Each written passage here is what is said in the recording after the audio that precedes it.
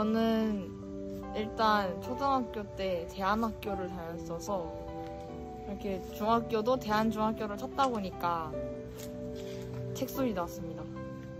코로나도 그렇고 이제 많은 이유들이 있겠지만 대부분은 뭐 부모님들의 권유로 들어온 사람들도 꽤 있고, 물론 저도 처음엔 부모님의 추천으로 이곳을 오게 되었고요. 어떤 선배님은 잡지를 보고 들어왔다고 하더라고요. 이제 체험을 하지 않고 바로 들어오는 사람도 있고, 저처럼 체험 후에 들어오는 케이스가 있는데, 분위기도 너무 좋고 재밌고, 통전교육이라는 새로운 수업도 접하면서 너무 좋다는 생각과 함께 들어오게 되었습니다.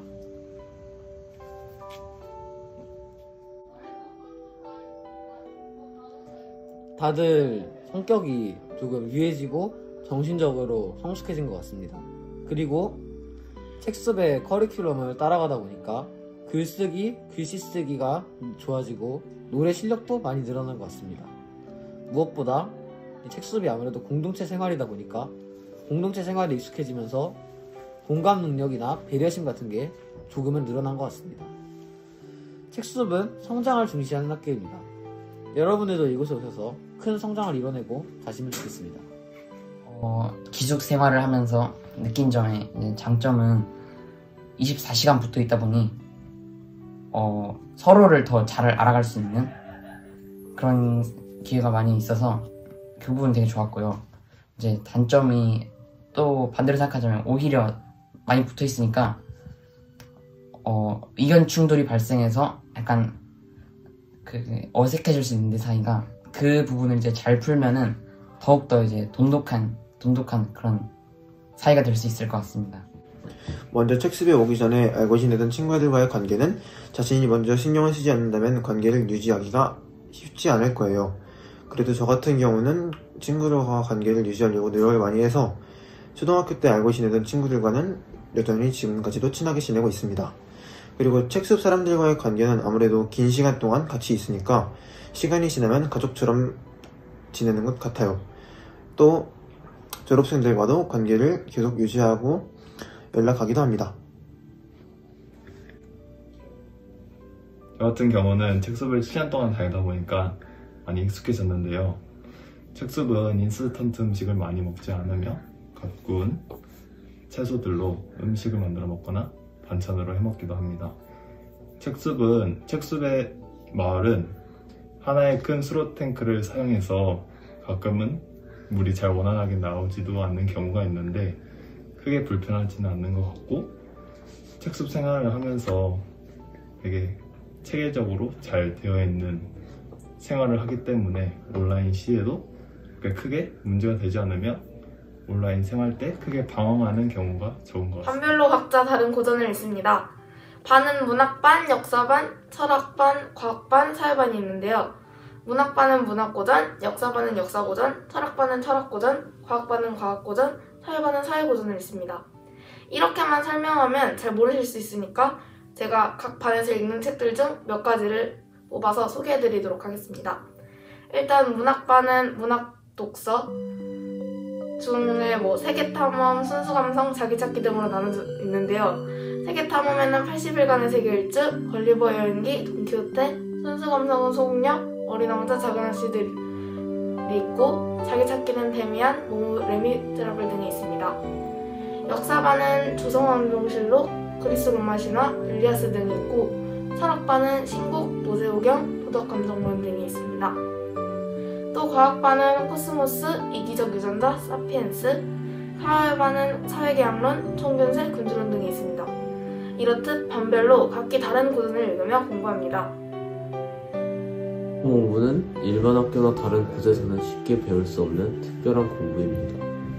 공전 공부는 절기 공부, 역사, 과학 모두 아우르는 광범위한 공부로, 절기 공부는 해당 절기의 날씨, 동식물, 별자리 등을 알아보는 수업을 했고, 역사는 작년에 삼국유사를 통해 공부를 했고, 과학은 앞서서 말한 별자리, 우주의 탄생 같은 천문학과 기후에 대한 내용을 합니다.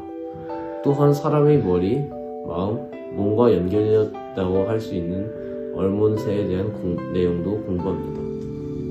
책숲에서 교과 공부는 따로 없고 유일하게 하는 영어는 책숲 영어 선생님과 조금씩 배우고 있습니다.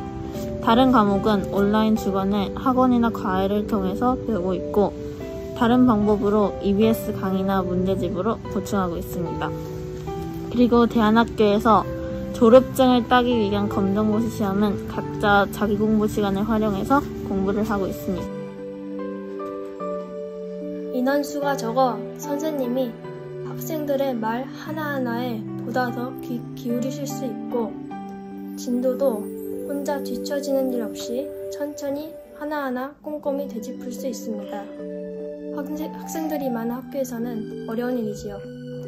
자유롭게 말하고 행동할 수 있어 공부를 즐겁게 할 수 있어요. 하지만 반대로 인원수가 적다 보니 서로에 대한 경쟁이 별로 없어요. 어느 정도의 경쟁하는 마음이 있어야지 공부의 속도도 내고 열심히 할 수 있습니다. 하지만 마음먹기에 따라 그런 것은 문제가 되지 않는다 생각합니다. 온라인 수업의 장점은 개인 시간을 더 많이 가질 수 있습니다. 예를 들어 내가 하고 싶은 취미생활을 더 그 시간에 할 수 있고요.